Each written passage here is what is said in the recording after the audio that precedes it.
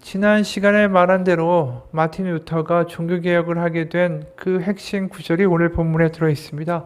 바로 17절이죠. 복음에는 하나님의 의가 나타나서 믿음으로 믿음에 이르게 하나니 기록된 바 의는 오직 믿음으로 말미암아 살리라 함과 같으니라. 여기에 나와 있는 의는 믿음으로 말미암아 살리라. 바로 자신의 어떤 행위나 자격이나 의로움이 아니라 또 교회에 속해 있어서 교회가 그들의 구원을 보장해 주는 것이 아니라 바로 우리가 가진 믿음으로 말미암아 구원을 받게 된다라는 것이죠. 그러니까 하나님이 보시는 것은 우리의 믿음뿐이다라는 거예요. 그럼 도대체 이 믿음이라는 것이 무엇일까? 결국 이 질문으로 귀결이 되죠. 근데 오직 의인은 믿음으로 말미암아 살리라. 이 구절은 우리가 알고 있는 것처럼 하박국 2장에 나오는 구절을 그대로 인용한 것뿐입니다. 하박국 2장 4절에 보면 보라 그의 마음은 교만하며 그 속에서 정직하지 못하나 의인은 그의 믿음으로 말미암아 살리라. 이 하박국이 분명히 말한 것을 그대로 이제 로마서에서 인용하고 있다라는 거죠. 그럼 하박국에서 말하는 의인이 가지고 있는 믿음은 무엇일까? 그 믿음의 정체가 우리 여러 번 봤지만 하박국 3장 17절, 18절에 이렇게 드러나죠. 비록 무화과 나무가 무성하지 못하며 포도나무에 열매가 없으며 감람나무에 소출이 없으며 밭에 먹을 것이 없으며 물에 양이 없으며 외양간에 소가 없을지라도 나는 여호와로 말미암아 즐거워하며 나의 구원의 하나님으로 말미암아 기뻐하리로다.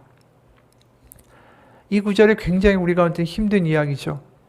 없고 하나만 없는 게 아니에요. 어떤 의지할 것도 없을 정도로 다 풍비박산이 났고 아무것도 없는 거예요.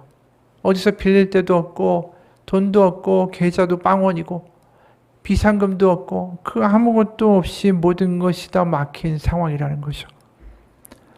그런데 여기서 뭐라고 하죠? 나는 여호와로 말미암아 즐거워하며 나는 구원의 하나님으로 말미암아 기뻐하리로다. 이게 지금 하박국의 믿음의 정체라는 거예요. 근데 이게 어떻게 이렇게 이럴 수가 있을까? 아예 그냥 마음 가운데 감정도 꺼지고 이성도 꺼지고 그냥 오로지 하나님으로만 채워지는 그러한 모습 아니던가 이렇게 생각할 수도 있습니다. 근데 어떻게 이런 믿음, 이런 지경에서 기뻐하고 또 즐거워할 수 있는 믿음이 나타날까? 결국 이 하박국이 믿는 건 뭐냐면 하나님이 비록 지금의 상황이 없고지만 이렇게 비극으로 끝내시는 하나님이 아니라는 걸 믿는 거예요. 그리고 분명히 이것을 넘어선 하나님의 선한 뜻과 우리 향 하나님의 선한 계획과 하나님의 열심과 사랑이 있다는 것을 믿어질 때 이런 반응이 나타난다라는 거죠. 그래서 하박국도 맨 처음에 믿지 못했어요. 왜냐하면 하나님이 갈대아 사람들이 와서 이 남유다를 완전히 박살을 내고 예루살렘을 완전히 초토화시킬 거라는 그런 말씀을 하시는 거죠. 그러니까 1장 세 번역으로 보면 13절부터 그 아래까지 이렇게 말씀이 나옵니다. 주님께서는 눈이 맑으심으로 악을 보시고 참지 못하시며 패역을 보고 그냥 계시지 못하는 분입니다. 그런데 어찌하여 배신자들을 보고만 계십니까? 악한 민족이 착한 백성을 삼키어도 조용히만 계십니까?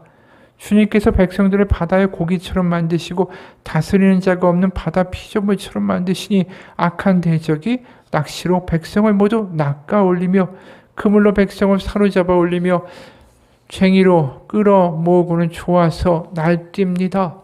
그러므로 그는 그 그물 덕분에 넉넉하게 살게 되고 기름진 것을 먹게 되었다고 하면서 그물에다가 고사를 지내고 쟁이에다가 향을 살라 바칩니다.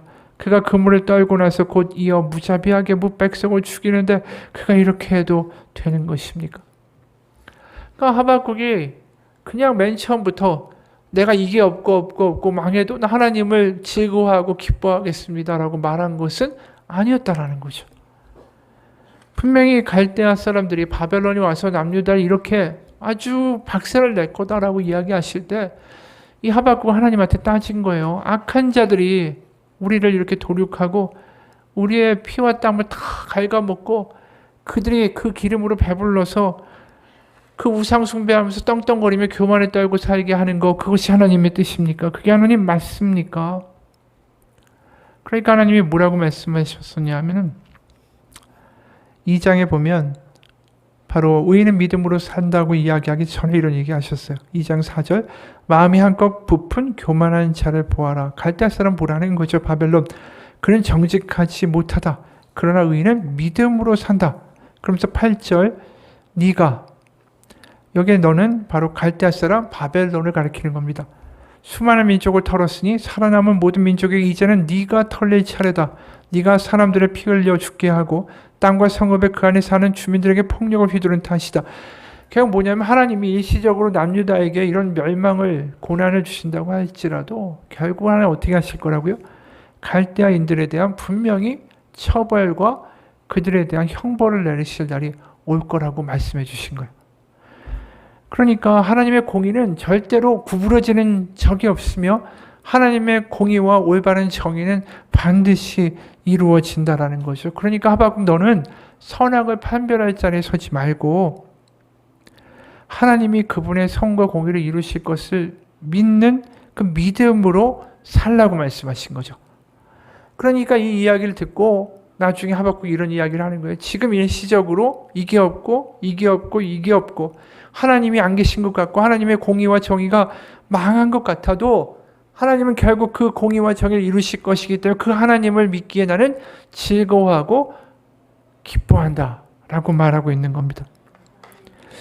여러분, 믿음이라는 게 결국 어디서 나오는 걸까요? 이걸 보면 하나님이 어떠한 분이신지를 알 때 믿음이 나오는 거예요. 그냥 믿어. 네가 잘 될 거야. 너 이렇게 망하지 않아. 그냥 믿어. 이런 식의 이야기를 하는 게 아니라 하나님이 어떠한 분이신지를 알면 네가 믿음이 생길 거다. 하나님이 어떠한 분인지를 아는 것이 결국은 믿음이다. 이 이야기를 하고 있는 거죠. 이 어떤 분의 이야기, 1960년, 70년대에 테니스로 명성을 떨치던 아서 애쉬라는 사람이 있습니다. 이 사람이 모든 테니스 선수들의 꿈인 그랜드슬램을 3번이나 달성했고 이 윈블던에서도 우승을 했던 사람이에요. 승승장구를 거듭하던 이 아서 애쉬가 갑자기 심장마비로 쓰러져서 2번이나 수술을 받게 됩니다. 근데 불행하게도 수술 과정에서 수혈을 받았는데 그 피가 에이즈에 감염된 피였어요. 1993년 나이 50살에 세상을 떠나게 됐습니다. 그 사람이 수혈 때문에 에이즈에 걸렸다는 걸 알려줬을 때 전 세계 팬들이 그를 응원하는 편지를 보냈는데 그 중에 한 팬이 이런 질문을 던졌어요. 당신이 믿는 하나님은 왜 당신한테 이같이 나쁜 병에 걸리시게 했을까요? 이 아서의 씨가 에이즈나 심장병 다 하나님의 결국 뜻 아닐까요? 받아들이겠다라고 하니까 이 팬이 이 질문을 던진 거예요. 하나님의 뜻이라면 하나님이 왜 당신한테 이렇게 나쁜 병에 걸리시게 합니까? 이 질문에 아서의 씨가 이렇게 대답했습니다. 전 세계 5천만 명의 어린 아이들이 테니스를 칩니다. 그 중에 500만 명이 테니스를 정식으로 배웁니다. 그 중에 50만 명이 직업 선수가 되죠. 그리고 그 중에 5만 명만이 리그전에 참여하게 됩니다.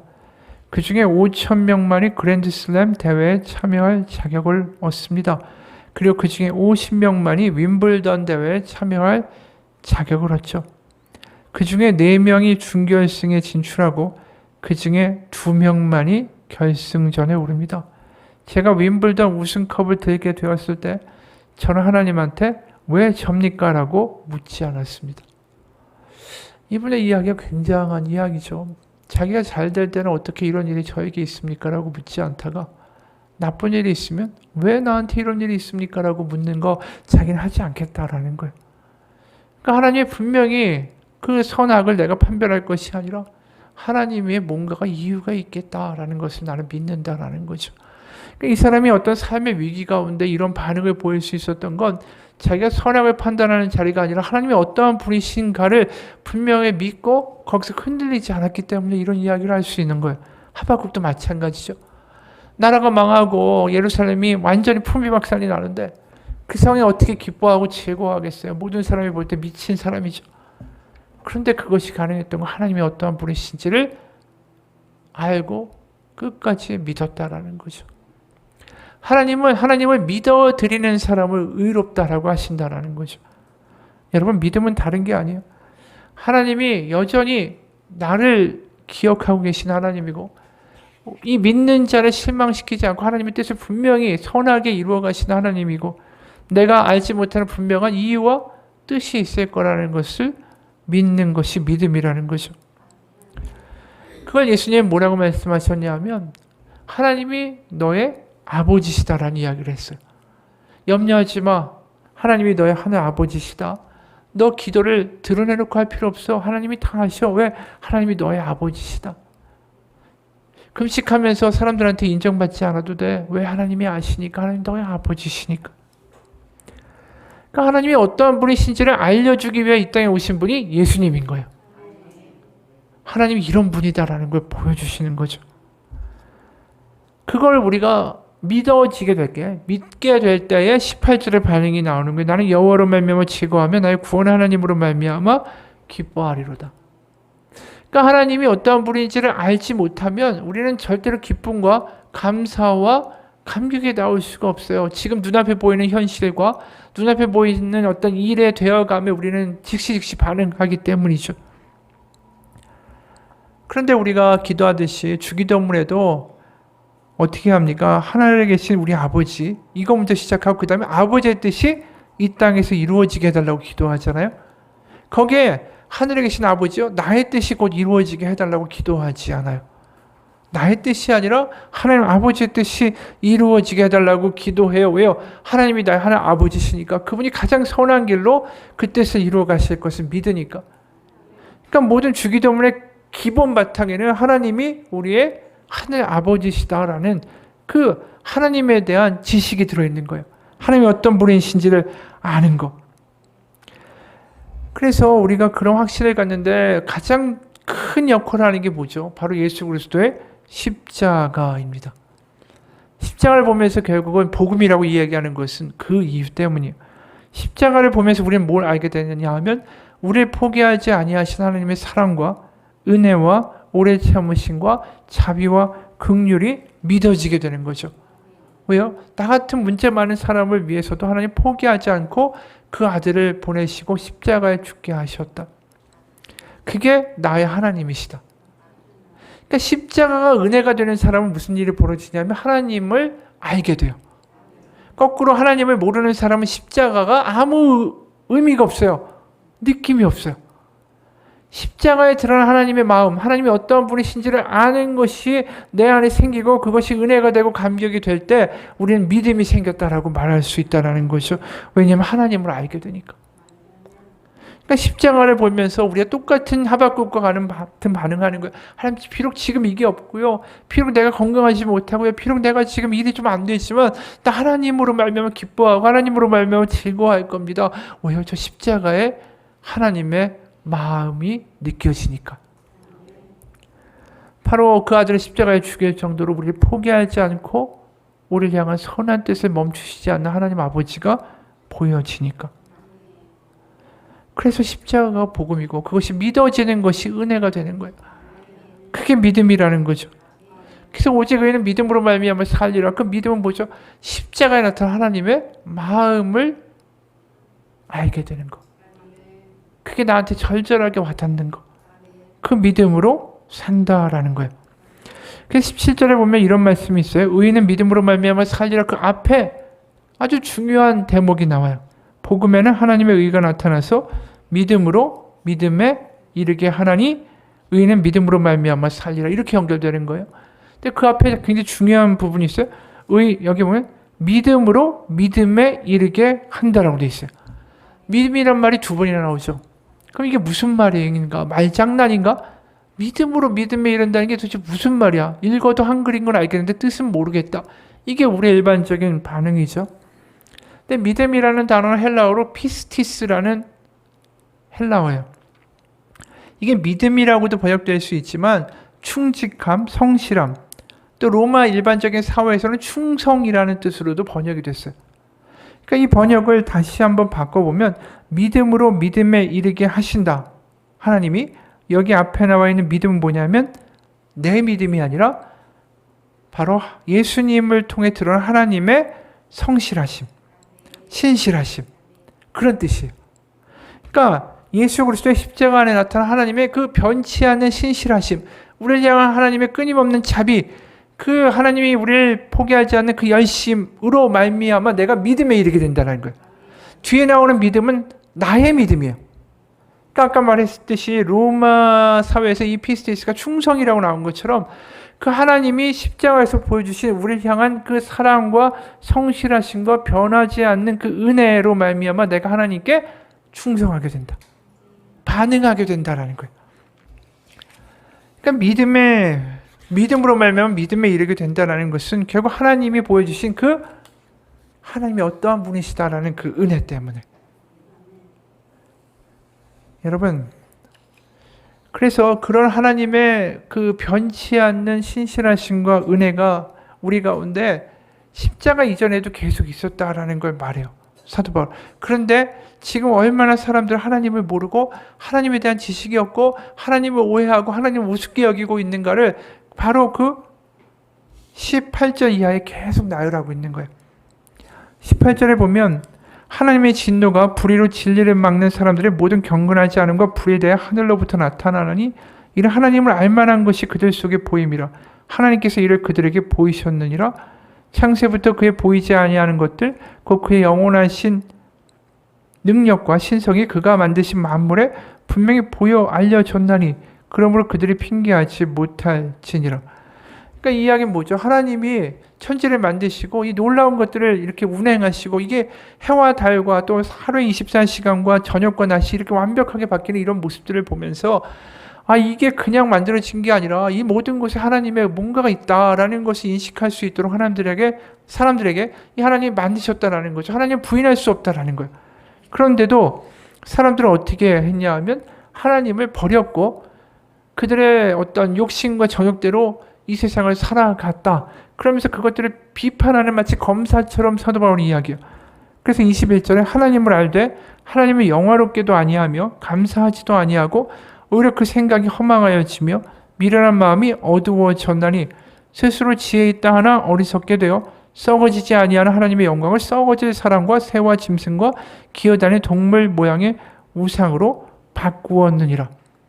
그러니까 하나님한테 예배하고 하나님을 이제 하나님만 그 참 신이다라고 따라가는 인생이 아니라 자꾸만 자기의 정욕대로 모든 것들을 바꾸어 버렸다라는 거죠. 뒤집어 버렸다.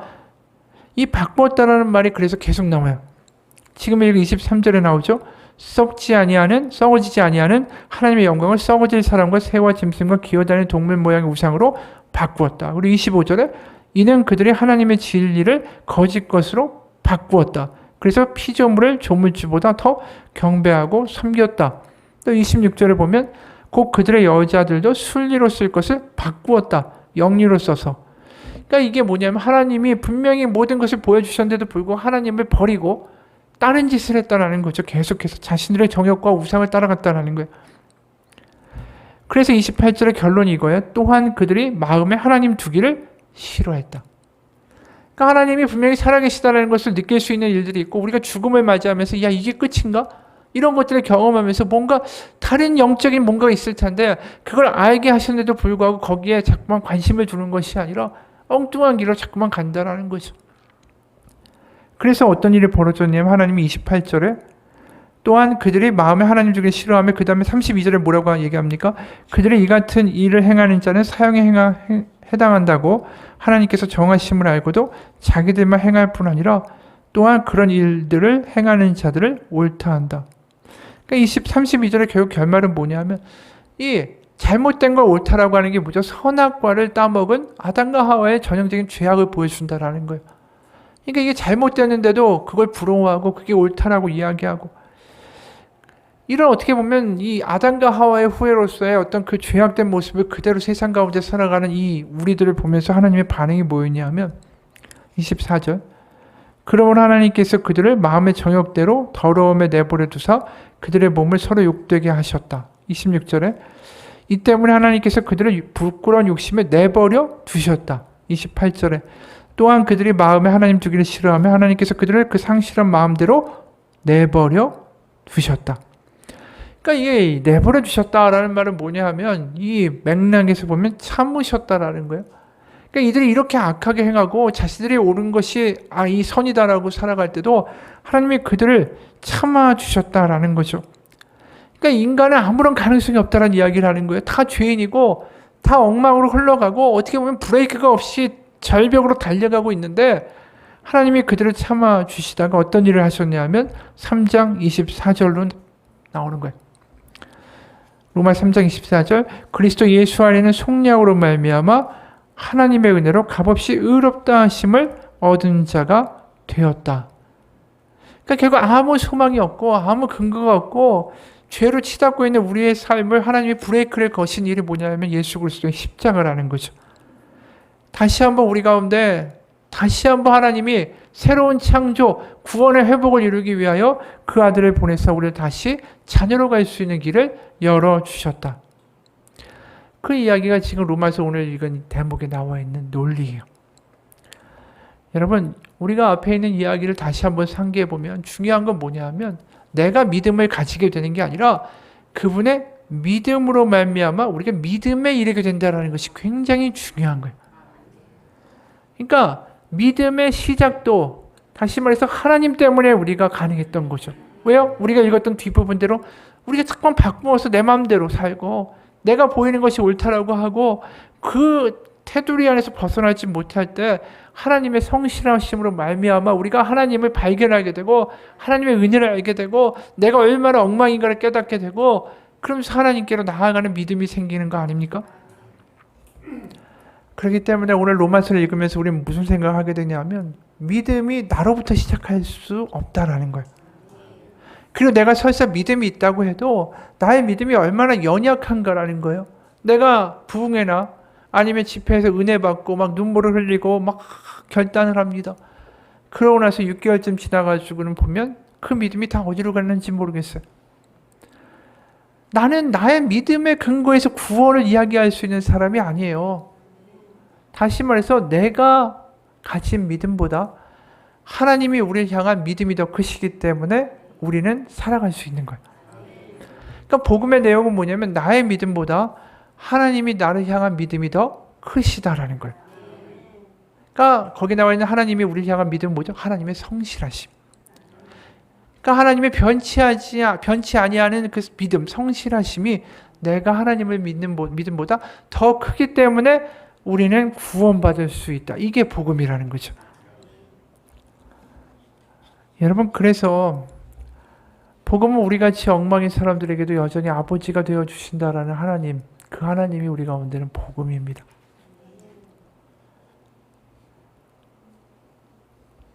여러분, 우리가 탕자의 비유를 보면서 그걸 느끼잖아요. 탕자가 얼마나 가증스럽습니까? 아버지의 사랑을 완전히 뒤에 엎어가지고 돈으로 바꿔가지고 튀어나가서 딴 데 가가지고 호랑방탕하게 쓰고 그러다가 다 망하잖아요. 그런데 다시 그래 내가 갈 데가 있지. 그래서 내 아버지 집이 있지. 그러 돌아오는 뻔뻔함에도 불구하고 그 아버지는 그 아들을 기뻐 받아주지 않습니까? 그게 아버지의 신실함이 아들의 아버지, 그래 아버지가 있지 라고 가는 그 짧은 믿음보다 훨씬 더 크기 때문에 가능한 거예요. 그러니까 우리가 어떤 상황이든 간에 하나님, 그래 아버지가 계시지, 하나님이 계시지, 나에게 하나님이 계셨어, 이 고백을 가지고 아버지 앞에 나아가도 아버지는 여전히 우리를 받아주시는 분이다라는 거죠. 그분의 성실함이 우리를 변화시키는 거예요. 그분의 사랑이 우리를 변화시키는 거죠. 어느 부부의 이야기를 어느 목사님이 이렇게 소개합니다. 어느 부부가 떠올랐다. 결혼하기 전에 아내가 루푸스병을 만났다. 루푸스는 몸의 면역 체계가 이상을 일으켜서 자기 인체를 공격하는 무서운 병이다. 이 병이 눈을 공격하면 실명될 위험이 있고 무릎을 공격하면 관절이 망가지고 심장을 공격하면 심장이 망가진다. 그리고 이 병의 원인은 아직 찾지 못해서 치료약도 없다. 그런데 이 소식을 들은 남편이 태어나고 얼마 되지 않은 자매에게 만나자고 연락을 했다. 자매의 표현으로는 얼굴이 풍선처럼 부어있는 상태였는데 계속 만나자는 연락이 와서 만났다는데, 그랬더니 이 남편 결혼하기 전이죠. 청혼을 했다고 한다. 이 자매의 마음에 총각 인생을 망칠 일이 있나 싶어서 결혼을 거절했다라고 한다. 그런데도 집요하게 프로포즈를 해서 결국은 결혼을 하게 되었다. 그렇게 결혼한 지 5년이 지났다. 사실 감상주의에 빠져서 로맨틱하게 그래도 결혼을 감행한 부부 중에서 시간이 지나서 현실이라는 벽에 부딪혀서 결국 제정신이 돌아와 마음이 어려워지고 갈등을 일으키는 경우도 종종 있다. 그래서 이런 부부는 정말 어떻게 됐을까 궁금해서 그들을 한번 만났다. 그런데 결혼하고 바로 아내가 5개월 만에 다시 중환자실에 입원하는 등 난관이 많았는데도 이들은 여전히 사랑하면서 서로 살고 있었다. 그 모습에 큰 감동을 받았다.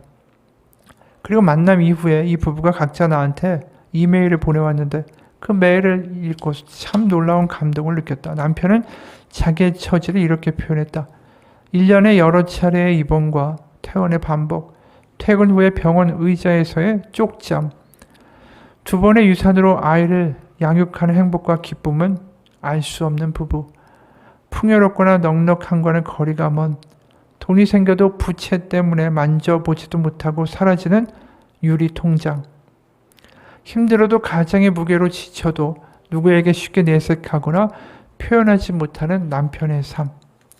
그리고 이렇게 썼다. 아마 그런 삶을 세상 사람들의 눈으로 바라봤을 때는 내가 참 한심하고 불쌍한 사람으로만 보일 겁니다. 그렇지만 믿음의 눈으로 바라보면 이렇게 감사한 일로 바뀌죠.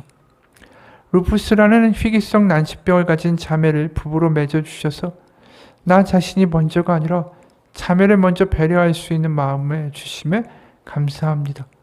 병이 더 악화되기 전에 입원으로 예방해 주셔서 감사드리고 또 회복되어 태어날 수 있게 해주셔서 감사드립니다.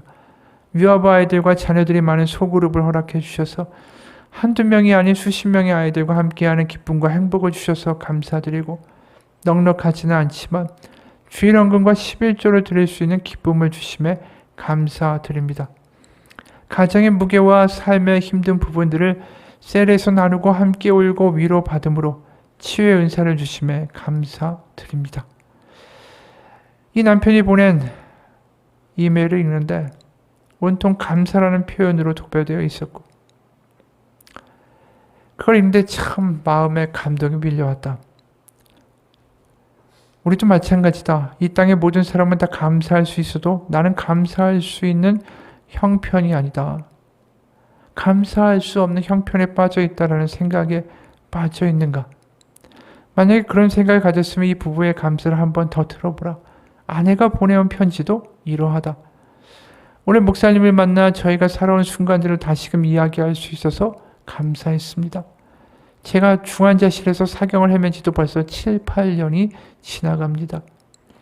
하나 확실한 건 하나님을 몰랐고 감사를 몰랐다면 내가 이 모든 것들을 버텨낼 수가 없었을 것이라는 겁니다.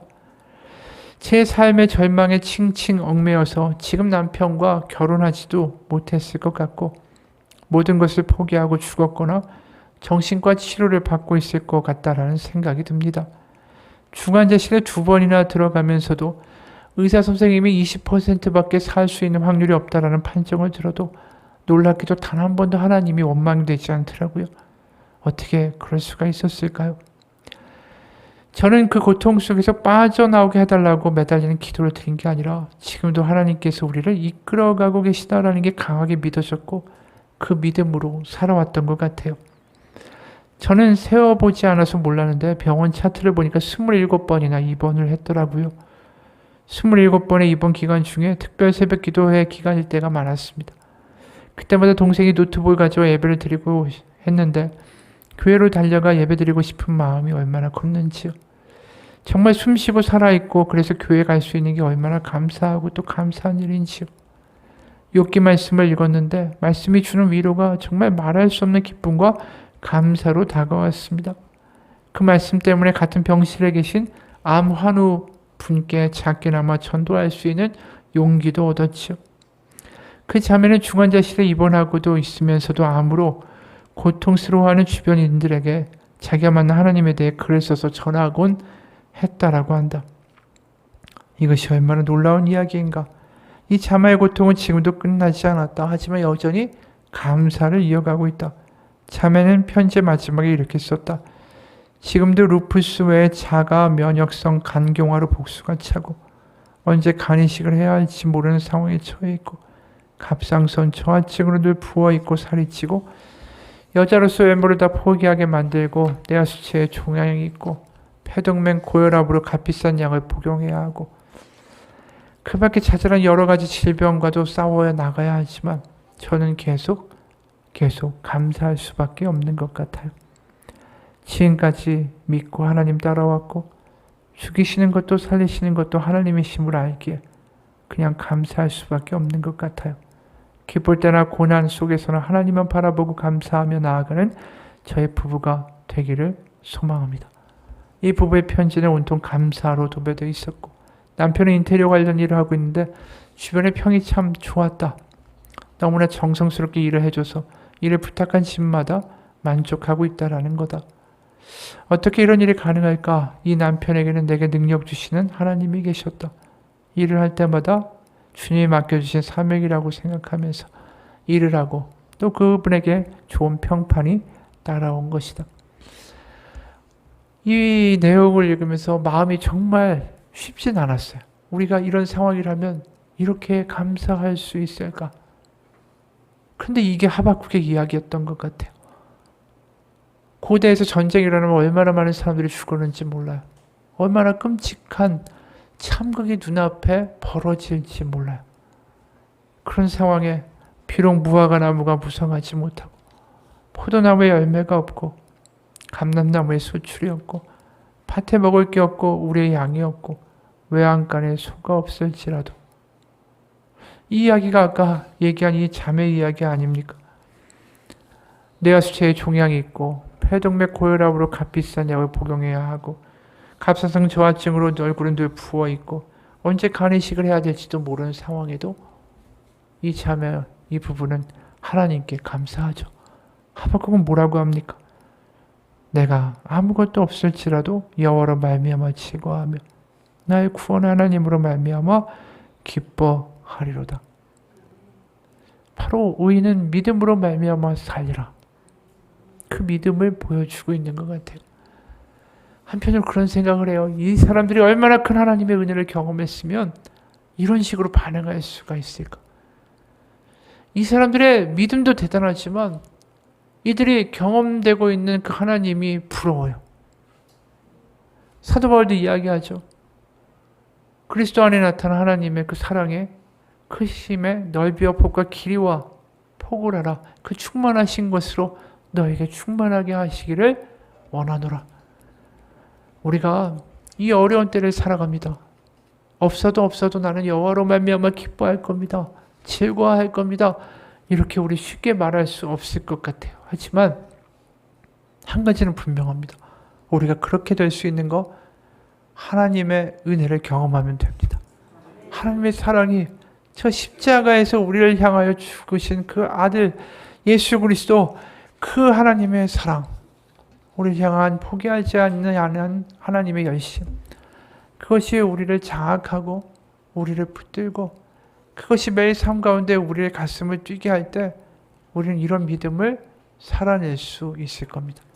그리고 그러한 하나님의 크신 사랑을 하나님은 성령을 통해서 분명히 우리 가운데 알게 하시겠다고 말씀하셨어요. 성령 충만은 다른 게 아닙니다. 내가 뭐 놀라운 방언을 하고 치유의 은사를 가지고 있고 예언을 하고 이게 아니에요. 그 성령의 가장 큰 은혜는 사랑입니다. 하나님이 어떠한 분이신지 그 하나님의 은혜가 절절하게 와닿고 나를 장악하고 그 살아계신 하나님이 천지를 만드신 하나님이 나를 포기하지 않는다라는 그 믿음이 나를 장악할 때 우리는 없어도 감사하고 즐거워할 수 있게 됩니다. 여러분 우리 다시 믿음의 원래 자리로 돌아갑시다. 내가 기쁨이 없고 즐거움이 없고 감사도 없고 감격도 없다면 하나님이 어떠한 분인지를 알아야 돼요. 하나님이 어떠한 분이신지를 다시 한번 깨달아야 돼요. 하나님이 주신 첫사랑의 은혜를 회복해야 돼요. 하나님 때문에 감격했고 하나님 때문에 모든 걸 다 드릴 수 있을 것 같았던 그 마음으로 돌아가야 돼요. 그럼 거기서 다시 시작됩니다. 여러 마음이 한번 즐거워할 수 있고 감격할 수 있고 감사할 수 있습니다. 다시 그 자리로 돌아가는 은혜가 있기를 주님의 이름으로 축원합니다. 기도하겠습니다. 하나님, 어느 순간 습관처럼 예배에 나와 있고 예배에 감격도 없고 찬양을 불러도 입술로 가사만 읊조리는 우리의 이러한 모습을 하나님 불쌍히 여겨 주옵소서. 하나님의 열심이 있고 하나님 우리를 향한 얼마나 뜨거운 열정이 있으면 그 아들까지 죽여서 우리 가운데 내놓으며 말씀하십니다. 이게 내 마음이라고. 어느 순간 그 마음이 느껴지지도 않고 하나님의 그 사랑과 하나님의 열심이 내 마음 가운데 와닿지 않고 그래서 어느 순간 우리 입술에는 감사나 기쁨이나 즐거움이 사라지고 말았습니다. 하나님 다시 한번 그 절절한 하나님의 사랑이 느껴지기 원합니다. 성령으로 우리의 마음 가운데 불을 붙이시고 성령으로 말미암아 그 하나님의 사랑 예수 그리스도의 십자가의 은혜가 우리 가운데 절절한 감격으로 와닿는 역사가 있게 하여 주옵소서. 내 의지로 믿는 것이 아니라 하나님의 은혜 하나님의 사랑 때문에 하나님께 믿음으로 나아갈 수밖에 없는 하나님께 감격으로 나아갈 수밖에 없는 우리의 삶이 되게 하여 주옵소서. 우리를 불쌍히 여기시고 다시 한번 우리 가운데 하나님의 은혜로 하나님의 사랑으로 하나님의 감격으로 채워 주옵소서. 예수님 이름 받들어 기도합니다. 아멘.